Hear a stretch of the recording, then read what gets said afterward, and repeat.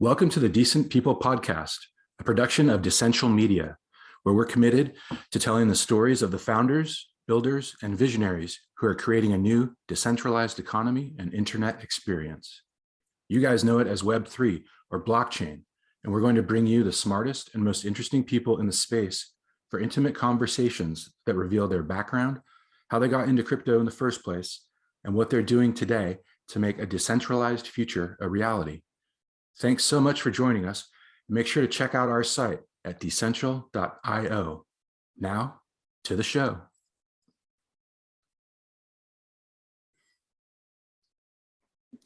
Hi, and welcome to the latest episode of the Decent People Podcast. I'm your host, Matt Leising, and today I'm joined by Georgio Constantinou.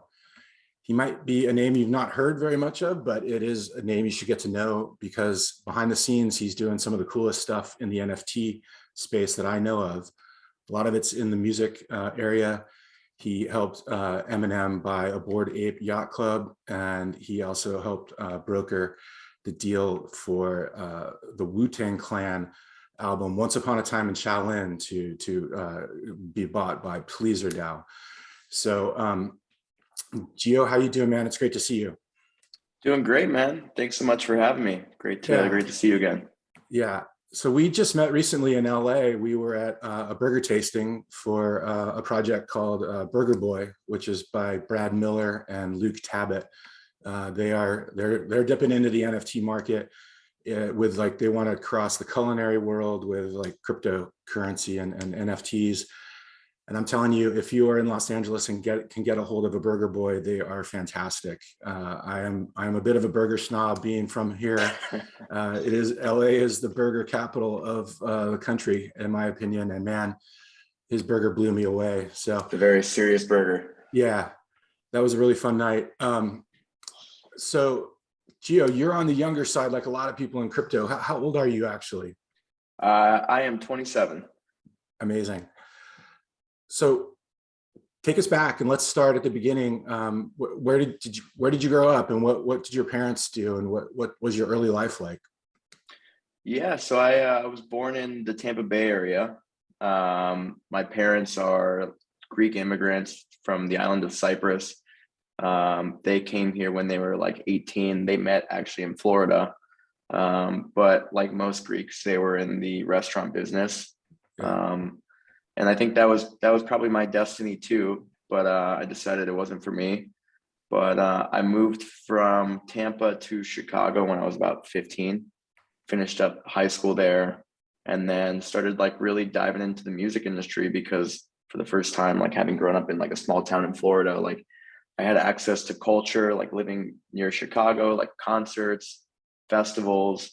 And I just started like handing out flyers and trying to get involved however I could. I mean, I was still really young at the time, but started meeting people in the music industry and, interacting and going out with people and trying to learn like just the ropes of the music industry.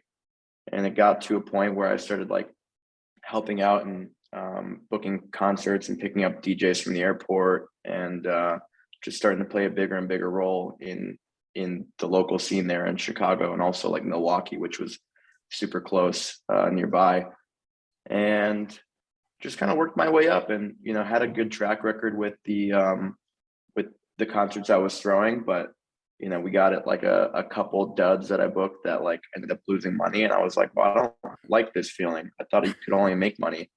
So I started getting into just like different things outside of promotions that I thought like could be lucrative. I started getting into management. I was still in college at the time, so I was going to class like throughout the day, but found myself like not paying attention in class and just like actually trying to like run a business.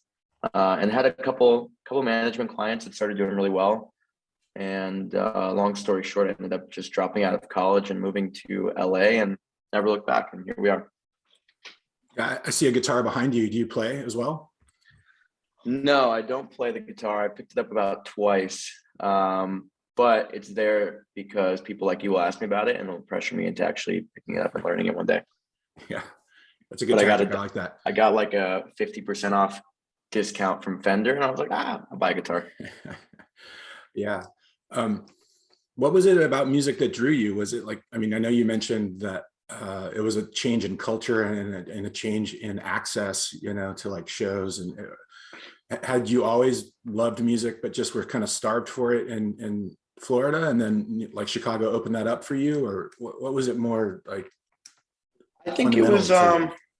yeah, I mean, I wanted to, when I was growing up, I wanted to be a music producer, and I even had like a studio in like my house with all this gear that I had like saved up money to buy.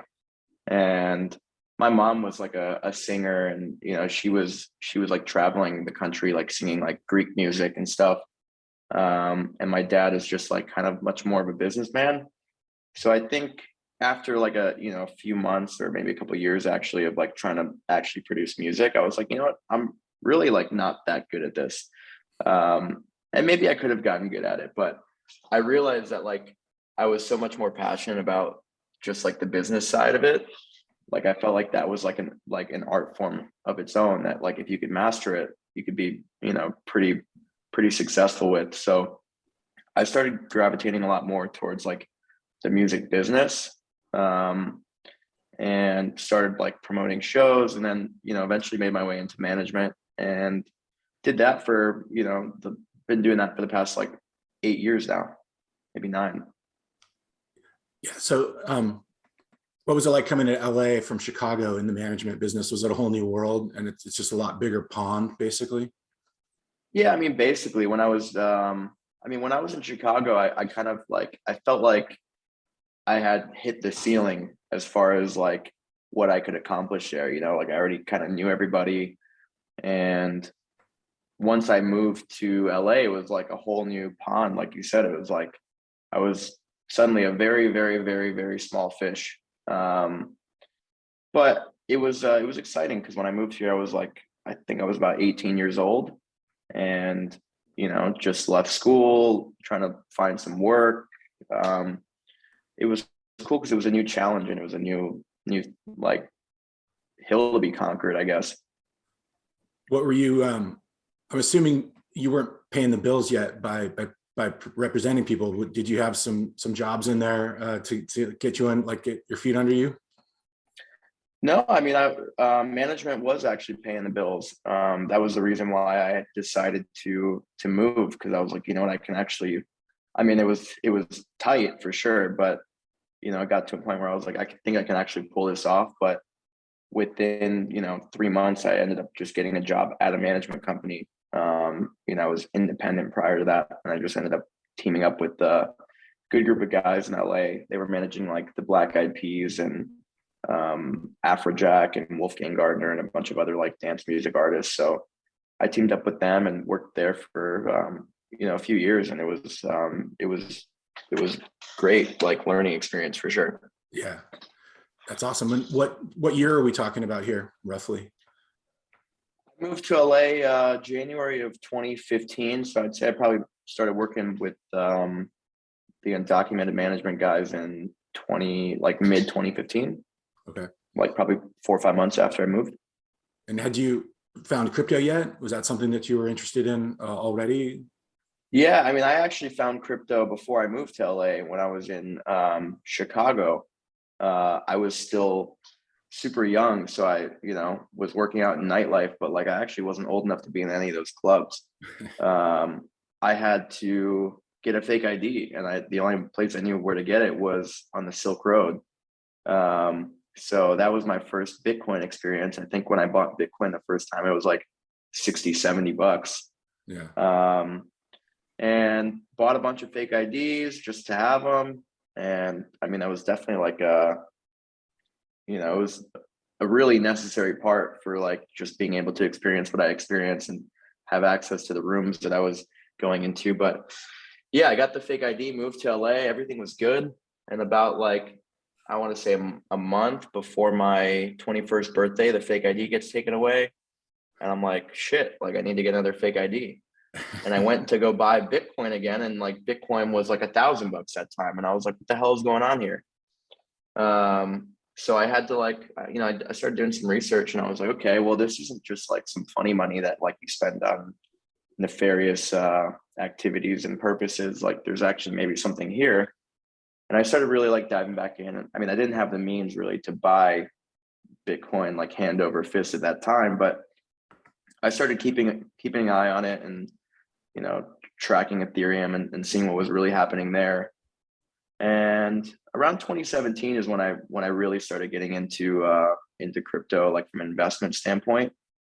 It was I want to say like that summer, and it was super speculative because it's like none of this was actually in practice yet besides Bitcoin. And I'm sure like there was some really early applications on Ethereum, but in terms of just like the ICO era, there was just so much happening coming out every day that like had literally no function and no purpose. And I remember just like seeing white papers and being like, this is going to be the next big thing, and, you know, investing money in it. And like, you know, that worked for a while, but I'm sure, as you know, like, you know, top of 2018, like it kind of all came crumbling down. Yeah, So definitely one of the first widespread bull markets, I would say, up to 20,000 for Bitcoin and 1,400 for ETH. But then, yeah, a big crash falling.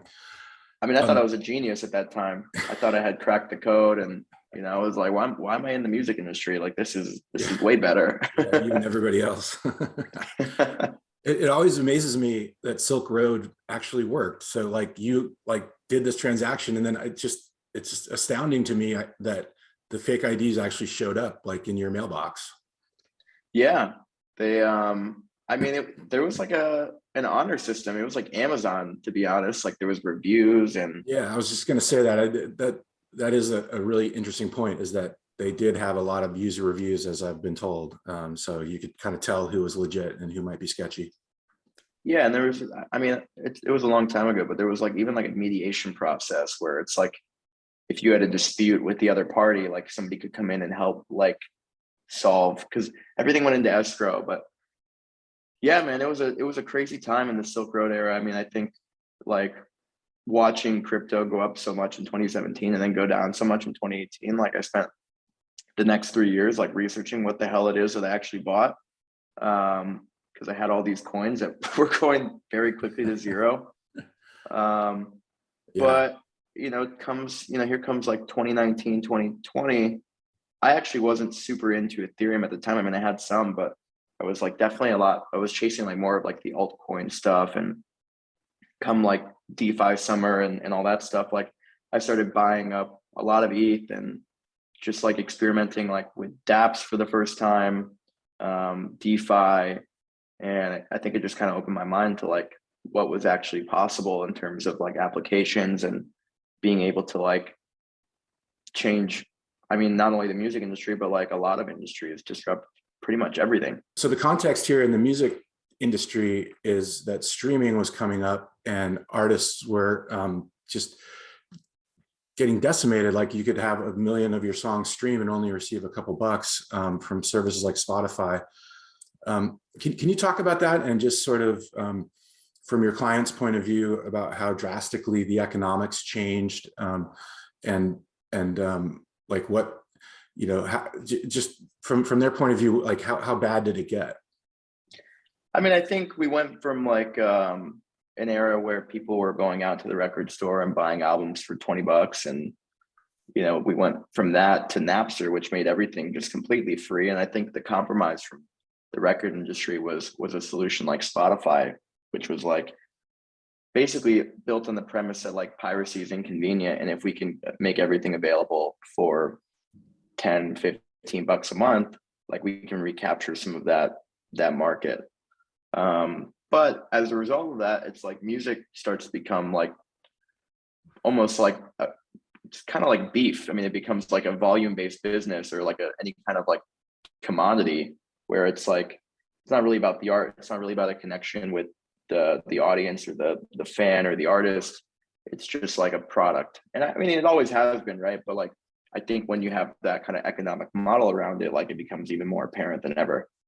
So I think at the moment, 1 million streams ends up being about $4 to $5 grand, depending on, you know, where the streams came from, if they're paid or free subscribers. But with that, like the entire economic model of being an artist shifts. And I think a lot of the pressure goes towards live performance.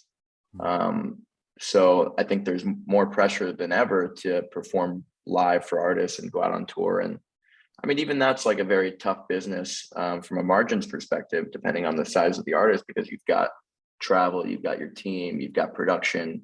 You know, at the end of the day, like I think a lot of artists are happy just to break even and get their music out there and tour and get in front of their fans and their audiences. But then enter COVID, and it's like suddenly live touring's gone, and it's like, what do they have left? You know, there's nothing. And I think, you know, around 2020, when COVID starts to like, you know, first peek its head out, like we didn't really know the extent of like, you know, how long that was going to be dragged out. But fast forward 2 years, and it's like a lot of artists still haven't toured or played shows since then. So that's a really large part of their business. It's just been kind of taken away. And when did you first connect the potential for NFTs to help artists and musicians, you know, with your clients, and what was going on in the background with the streaming kind of economic shift? Yeah, I mean, so when I first started looking at NFTs as a model for artists was when my partner Andre, he's an artist by the name of RAC, he started doing some really early NFTs on platforms like Super Rare, just essentially teaming up with like a visual artist, Andres Riesinger, who's incredible. And, you know, they made something that was like, I would consider art. You know, it was definitely like the more of the fine art model, beautiful, like visual, incredible music, but it was pre-bundled into an NFT that was sold on Super Rare. I think at the time it sold for like $25,000, which blew my mind at the time. I was like, this is insane. Like I've never heard of anything like this before. And Andre and I we're in a bunch of group chats, and, you know, we then started six down the line, but we had this group chat that we were chatting with, you know, a lot of artists and a lot of people who come from the crypto space. We've had it for like 3 or 4 years, just people from kind of all different creative walks of life, like talking about these concepts. And I remember at the time, it was like kind of the center of the universe for NFTs. Like we had Andre doing his thing. We had Blau, obviously doing incredible things. People ended up joining, and like, it became like this really vibrant hub for just conversation around NFTs and music and like what that looks like, what the future of that is. So after seeing Andre do his piece on Super Rare with Andres, I started doing a lot of like NFTs for my clients. You know, one of my clients, Vantage, was I think one of like the first 5 drops on Nifty Gateway. And we teamed him up with an artist called Kidmograph and made some really cool pieces. And we put him up for auction, and I think he made like 25 grand, which this is like an artist that like probably has never made that kind of money before ever. Yeah. So I know RAC, for example, uses that money to fund his own production costs, right, for his music. So it frees him in a sense from any kind of record contract that he needs, maybe, whereas a lot of artists, musicians, don't have that money, like you said, and might need to take a loan, for example, from the record company to actually pay for the recording. And then those loan terms are terrible, right? Can you just like speak to that, how this like kind of, not only is it cool, but it's like, it's actually kind of freeing these people to like fund their own creativity in ways that before was really, really difficult. I mean, I think like, you know, record labels at some point, I don't know when it happened, but at some point, like they kind of just strayed from the path, right? Like I think the labels, like if you look at like some of the more historic labels, like they traditionally only had like 3 or 4 or maybe 5 big artists that they were pushing at a time. And now it's like a volume game. It's like if we can sign X amount of artists and 5% of them blow up, like it covers the cost for the rest of them. Yeah. But the terms, like you said, they're pretty egregious. It's like, imagine if you went to go buy a house and the bank gives you a loan, and then after you pay off the loan, the bank still owns the house, right? Like that's kind of how a lot of the record label deals are structured. They're, you know, advances on royalties. And a lot of the time, you know, you get like 18, 20% royalty, but the advance is only recoupable generally off of that 18 to 20%. So if they're giving you 100 grand, but you have a 20% royalty, you have to actually make back $500,000 to recoup that 100,000. And then from there, it's like you're sitting behind all the costs of the music videos and marketing, and you generally don't have a lot of control over what money is spent on your behalf. And at the end of the day, they still own the masters, and you know, depending on what you're doing with your publishing. But yeah, I mean, the concept of being able to put out NFTs and like earn funding that way, like it kind of democratizes the source of funds that artists can get money from. And that gives them a lot more freedom in terms of creativity and what they can be doing. I mean, I think there's a lot of artists out there that like don't want to go tour and don't want to be, the next Justin Bieber. They just want to make music that they're passionate about, that, resonates with an audience of theirs, whether it's big or small.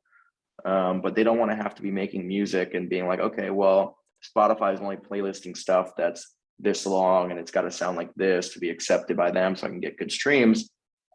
I mean, I think they can just make music and cater it to themselves and their fans and not have to worry about like hitting the algorithm. They've got people out there that will support their art. Yeah, but I thought NFTs were just right-click JPEGs. I mean, I think this is something that Andre says really eloquently, but like I think the idea is like, it's accessible to everybody, but it's ownable by few or by one, or like the ownership is scarce. But the accessibility I think was always meant to be enjoyed by a large amount of people. Yeah. And I think like, as somebody who sometimes collects like more traditional art, like I could, and this is the example everyone uses, but I could buy like a Warhol like print. Doesn't mean that I can, sell it for $100,000. Or even a better example is like just printing one out from, using my printer and throwing it in a poster. Yeah. Sure, I have it. It doesn't mean that it's like worth anything. Yeah. I think like for music, it's still so early. Like it's funny because everybody on Twitter is like, music NFTs are definitely like the hot topic right now, but I don't think anybody really knows what they're doing yet. And I don't think there's a model that I've seen that's incredibly compelling yet. I think we'll get there, but we're still so early that like, I think, we've got kind of like the diverging paths of people that want to like use music NFTs as like fractional ownership, which I think, sure, there's a market there. And I think from like a investment perspective, it makes a lot of sense. Companies like Royal, et cetera.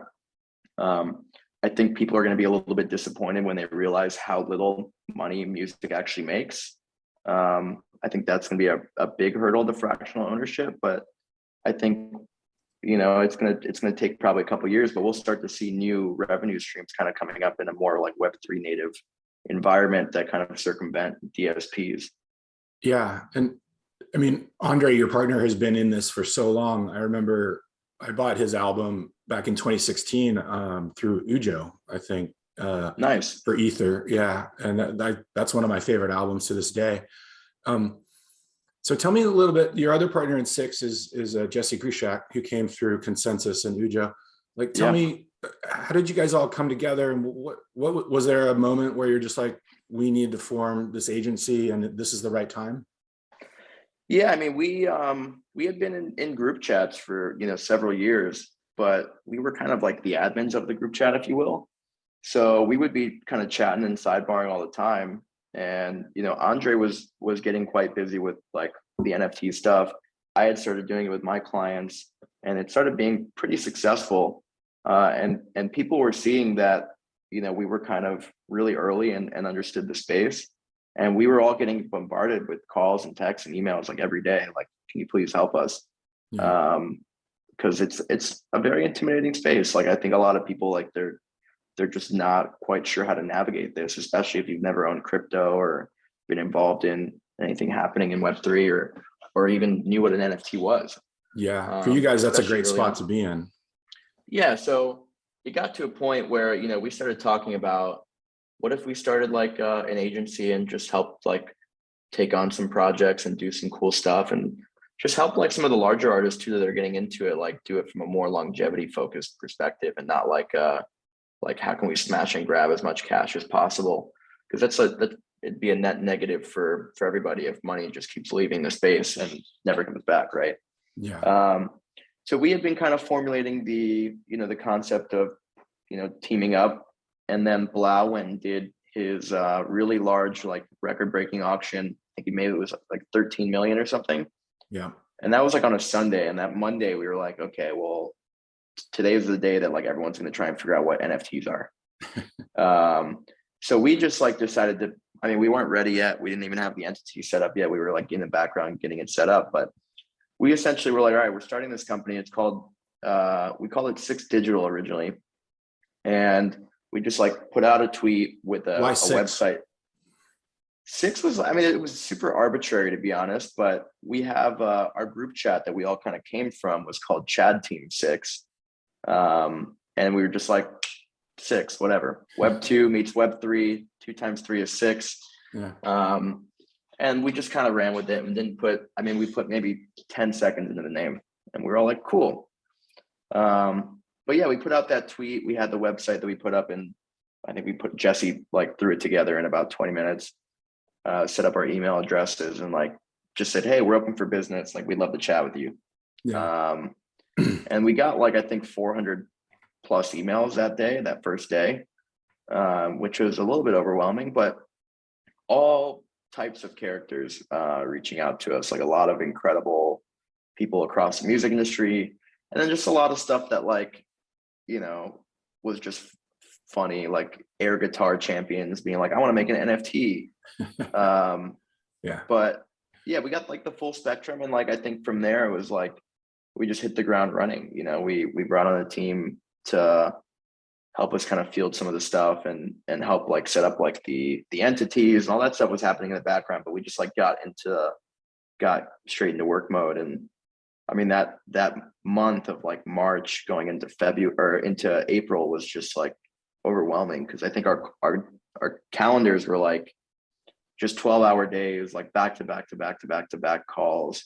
Yeah. And I think we realized very quickly that like that pace was not super sustainable, from like a human level, but also like there's not enough time in the day to work on that many things, right? And not everything is something that we're passionate about. So yeah, I think we had to definitely like narrow down our criteria in terms of like the projects that we look at taking on.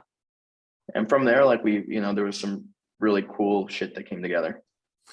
Yeah, let's talk about some of that. One of them was you guys helped Eminem buy a Bored Ape. That seems pretty straightforward. But the one that I think is a little more intriguing is the saga behind the Wu-Tang Clan, Once Upon a Time in Shaolin. So just like for listeners who don't know, I'll just give a very brief context. This was talk about an NFT, and it's a one-of-one only printing of their album, Once Upon a Time in Shaolin. It's a 2 CD set. It comes with all sorts of restrictions about, you can play it, but only for a certain number of people. You can't like stream it. You couldn't go put it on, at Coachella. So it was in essence, a sort of rebellion against the way that music had become commodified and how digital music was basically deemed to be worthless. So it originally sold for $2 million to Martin Shkreli, who's the guy behind, I can't remember the name of his firm, but he's Pharma Bro, right? And he got busted for securities fraud was what he went away for, but he was like reviled for increasing some drug prices by something like 1,000% and just doing kind of like some really shady stuff. So he comes out as the owner of this one-of-a-kind Wu-Tang album. And then when the feds like seize him and take all his property, now it's like the Justice Department owns that Wu-Tang album because he had to, but he needs to sell it to kind of pay off his debts. So now I'm going to let you take it over from here, Gio, because I know there are some things you can and a lot of things you can't talk about. But it was basically that you were involved in getting that album out of the government's hands and into a buyer's hands. So you want to take it from there? Yeah, that sounds about right. But yeah, I mean, Martin Shkreli was definitely like the biggest supervillain of his era before he was arrested. And I think it was interesting to kind of watch like that saga unfold, because like, the Wu-Tang Clan definitely didn't know really anything about him, besides he was the highest bidder. And then I think once he owned this album, he just like really leaned into that supervillain mentality and was like raising drugs. He was like, this guy was in Congress talking about owning the album, but he it was a crazy saga that we all kind of watched unfold for like a year or so. But meanwhile, like when we started Six, like Jesse and I always kind of reference that album as like the original NFT in the sense, because it was like the first model of scarcity in the digital good. Yeah. And, you know, we were talking about it on calls, and I think like one day we were just like, whatever happened to that album? Like, where did it go? And, you know, we did some research, and it's like, oh, well, the Department of Justice has it. Okay. I wonder if we can do something with that. And we ended up getting connected with the original producer of the album through a mutual friend. And we just like started talking about the NFT idea and like what we wanted to do. And maybe we could get it out of the Department of Justice and get it into like the hands of like, you know, a DAO, or like even just like an NFT collector, you know, as an NFT. And because him and RZA still owned, you know, like they had some rights on the album, they kind of had sway over, you know, who was allowed to purchase it. Like they had sway over, they could influence. Yeah, they like, wanted to make sure that the sale. DOJ kind of adhered to the original rules Correct. set around its release or yeah, right. Yeah, and that's why it was like it was with the government for so long, because it was like whoever it sold to had to kind of follow that same agreement that Martin had. And I can't talk too much about the agreement, but there's, like you said, there's a lot of restrictions around like security, you know, like leak protection, like making sure that it's not ending up on Spotify or like, you know, drop in a Dropbox link somewhere. Yeah. Because that kind of takes away the magic of the album. So how did PleasrDAO come into the equation? Was that just, did you go around to people in the crypto community who you thought would maybe be into this, and yeah, they I were mean, one of them? we spoke to maybe 20 plus people, and I mean, we couldn't at first we couldn't really tell them like what it was that we were even selling. Like we needed them generally just to sign an NDA, and it got It's to always a point tricky. where like, yeah, it's like, you know, it's like, hey, we've got this thing, we can't tell you what it is, unless you like are wanting to spend like, you know, 4, 5, 6 million bucks. But we promise it's going to break the internet, right? So we had like months and months and months of conversations, and you know, eventually it was whittled down to just a few people, and you know, PleasrDAO ultimately was victorious, but it took, you know, probably about 6 months of just negotiation on all sides to actually get this to a place where we could get the album out of the Department of Justice and get it to the DAO. And for people who don't know, PleasrDAO, it basically pools its users' money or its members' money together to buy projects like this. Like they bought the NFT of the original Doge, the original NFT, Doge NFT, and then fractionalized it. So like you could own a very small percentage of that for like $1, right? And so yeah, that's for anybody who doesn't know the background there. What's the latest on what they're doing with it? Do you know anything of what their plans are? I'm not sure. And I know that like they want to try and make it as accessible as possible. I think that they're working with RZA and stuff to try and like figure out what they can and can't do. But I'm not sure what they've got planned. I mean, I know that they hosted a listening party in New York when I was there for NFT NYC. So I actually did get to hear it with Jesse. What was it like? I mean, I don't want to take away from the magic of the album. I will say that like it definitely sounded like a, you know, tried and true Wu-Tang album. And for me, it's like the concept is always going to kind of supersede the content. You know, I think for me it was super important and exciting just because it's like conceptually, it's like it's thought of like in a contemporary art manner of like the scarcity is what kind of makes it beautiful. And also the mystery over the past 6, 7, 8 years, or however long it's been at this point. Like, I think that's all kind of factored into the allure of the album. But at the core, it's a really, you know, really good album. Yeah, long. The story is so integral to it. It's really cool. Yeah, and that story is like, you know, like people are always like, well, why don't they release it? And I'm like, if I ended up on Spotify, like nobody would be talking about it in 2 years, you know, like we'd all listen to it one time, tweet about it, and then we'd all move on. And it's like the story would be over. Yeah. So I think like that mystery is always going to be what kind of gives it value. Yeah. What's next for you guys at Six? What are you excited about, and where do you think things are headed?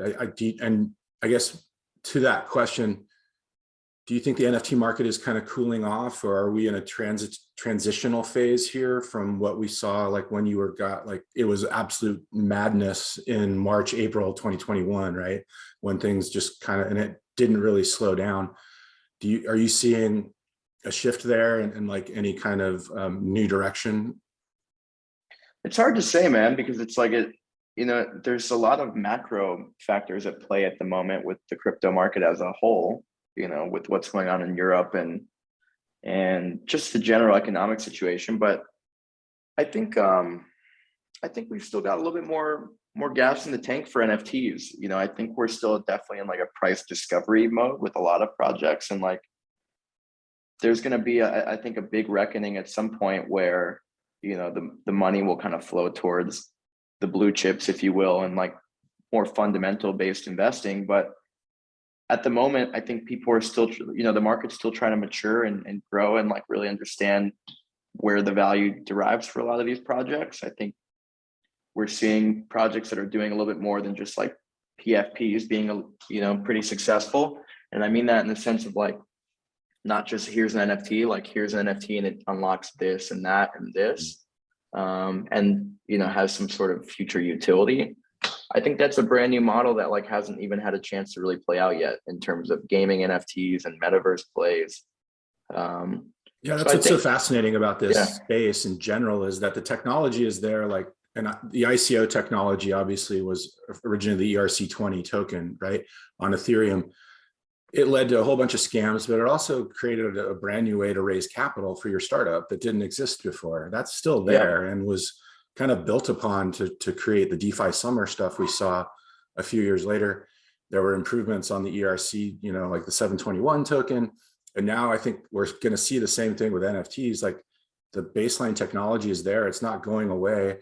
And now that it's proven itself, people are going to have like they're going to bring new things to it, so that you like something that you never could have thought of in March of 2021 is going to be commonplace in the NFT space in like 6 months or something.